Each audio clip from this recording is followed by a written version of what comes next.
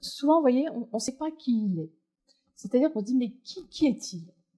Et en fait, si on se souvient de notre enfance, et si on écoute les enfants, parce qu'on dit qui est-il, on le cherche en tant qu'identité. On cherche, il y a vraiment souvent les mamans ou les parents disent, mais voilà, quand il est né, j'ai regardé, j'ai cherché, je cherchais dans ses yeux qui il était. Mais l'enfant, lui, il va pas se demander qui je suis, pas tout de suite. D'abord, en premier, il va poser la question d'où je viens. Qui est-ce qui m'a créé? D'où je viens? Et c'est intéressant de voir que finalement, cette question qui se pose d'un point de vue identitaire par les parents, il dit, mais c'est qui cet enfant? L'enfant, lui, il va le poser par ailleurs. Il va dire, mais d'où je viens? Ouais, je ne sais pas s'il y a un enfant qui n'a pas posé cette question. Donc je trouve intéressant cette incompréhension. Mais en tout cas, l'identité que cherche le parent, l'enfant va le positionner en tant que lieu, qu'espace.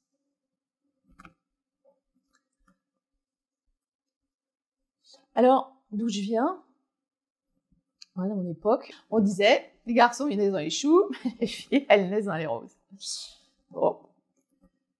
Donc, ça, c'est quand même un peu un problème, hein, parce que l'enfant qui demande d'où je viens, si on lui répond ça, en tout cas, moi, on m'a entendu dire ça, ça m'a pas vraiment enseigné, j'ai pas vraiment cru à cette histoire. Et donc, un enfant, est-ce qu'il vient du ventre de sa mère? Et est-ce que le ventre de sa mère est son origine? C'est-à-dire, est-ce qu'il vient de là? Donc, effectivement, il y a des mères qui disent, bah oui, t'étais dans mon ventre. Comme ma petite fille tout à l'heure, Marianne, est-ce que t'as un bébé dans le ventre? Et moi, est-ce que j'ai un bébé dans le ventre? Et du coup, elle cherche dans la rue, elle regarde tous les gens pour savoir s'ils ont des bébés dans le ventre, c'est sa grande question. Mais bon, en tout cas, peut-être que c'est cette question qu'elle pose, hein, d'ailleurs, d'où je viens. Mais en tout cas, c'est une réponse. Il y a des mères qui disent voilà, ou des pères qui disent ben voilà, tu viens du ventre de ta mère. Donc, l'origine, jusqu'à maintenant, c'est soit un chou, soit une rose, soit le ventre de notre mère. Après, il y en a d'autres qui disent ah ben non, tu viens aussi du bas-ventre de ton père. Hein. Il y a une origine de la vie qui est comme ça. Donc, c'est une autre hypothèse. Et puis, voilà, des fois c'est un petit peu plus étoffé.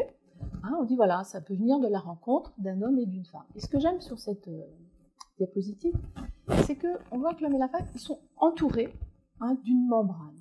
Et ça, c'est très important parce que, voilà, quand on a parfois, avec certains yeux, et on verra tout à l'heure que c'est les yeux que peuvent avoir les enfants, depuis leur intériorité, de voir qu'en fait que quand il se passe quelque chose d'aimant, en tout cas il y a des relations qui créent autour comme ça une membrane, comme une membrane protectrice qui entoure le couple. C'est-à-dire que le couple, c'est pas deux êtres humains qui sont séparés et qui se rencontrent d'un point de vue extérieur, mais aussi il y a quelque chose qui se crée autour d'eux, parfois.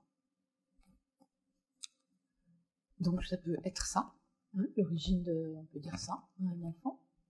Donc vous voyez qu'il y a différentes possibilités qui sont médiatisées pour répondre à la question, ou ne pas répondre à la question de l'enfant qui dit d'où je viens. Le problème de l'enfant quand il dit d'où je viens et qu'on lui dit alors écoute, je sais pas, demande à ta mère, demande à ton père. Voilà. Du coup, l'enfant, il n'est pas dupe. Il sait bien, en fait, l'enfant, il sait d'où il vient, mais il n'a pas les mots pour le dire. Et ce qui est toujours important, et ça on va le découvrir avec les enfants, c'est-à-dire que quand ils naissent, ils n'ont pas la parole, mais ils ont une conscience. Et qu'en fait, nous, en tant qu'adultes, on a besoin d'avoir le temps d'être très à l'écoute et d'avoir des vrais mots. Donc les vrais mots, c'est les mots qui vont résonner avec l'enfant. Donc c'est pas toujours facile d'avoir les... Mais c'est pour ça que c'est un dialogue qui s'inscrit. Donc, l'enfant, souvent, se dit pas de réponse qui me convienne. Il essaiera une fois, il essaiera deux fois, il essaiera un peu à l'école, il essaiera un peu... Et puis, bien souvent, cette phrase-là, cette question-là, il va la mettre en retrait. Donc, soit il n'osera plus la poser, parce qu'il se dira c'est une fausse question, puis finalement, personne ne sait d'où je viens. Soit il va la garder dans un petit coin, comme ça c'est pour les plus optimistes, hein, ou les chercheurs dans l'âme, qui vont se dire « je trouverai un jour ». Mais, en tout cas, cette question-là reste très souvent énigmatique, en fait. Les enfants ont cette conscience-là, et que c'est important que nous, on ait les oreilles, vous voyez, pour entendre ça, plutôt que calquer des choux, des roses, ou des choses qui peuvent être... parce que finalement, enfin, ce sont peut-être pas les choux et les roses, hein, mais rien n'est faux, en fait, parce que c'est vrai qu'on vient du ventre de notre mère, on est né aussi du sperme de notre père, on est né de leur rencontre, hein, on peut être né, la rencontre peut s'être faite de manière très différente, peut-être pourquoi pas comme ça, je ne sais rien, mais en tout cas, voilà, les enfants, j'ai envie de dire que ce qui est important, c'est de leur demander « qu'est-ce que tu en penses, toi ? D'où tu viens ?» Et bien souvent, ils ont des réponses très intéressantes à nous donner.